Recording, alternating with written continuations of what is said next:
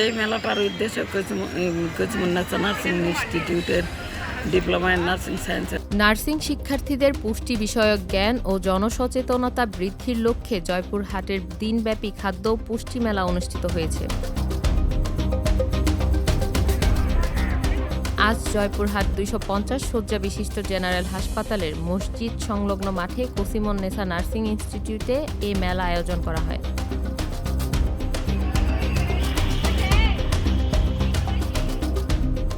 এদিন সকালে মেলা আনুষ্ঠানিকভাবে উদ্বোধন করেন জয়পুরহাটের civil surgeon doctor Al Mamun. উদ্বোধনী অনুষ্ঠানে সভাপতিত্ব করেন জয়পুরহাট জেনারেল হাসপাতালের তত্ত্বাবধায়ক ডক্টর সরদার রাশেদ মোবারক।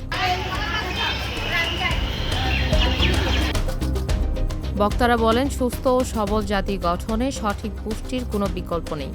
বিশেষ করে নার্সিং শিক্ষার্থীদের জন্য পুষ্টিবিদ্যা সরাসরি চিকিৎসার সাথে যুক্ত বা রোগীদের দ্রুত সুস্থতা সহায়ক ভূমিকা পালন করে। আমরা 250 শয্যা বিশিষ্ট জয়পুরহাট সরকারি হাসপাতালে মেলায় প্রধান সমন্বয়ক হিসেবে দায়িত্ব পালন করেন কসিমুন্নেছা নার্সিং ইনস্টিটিউটের অধ্যক্ষ মাহবুবা খাতুন।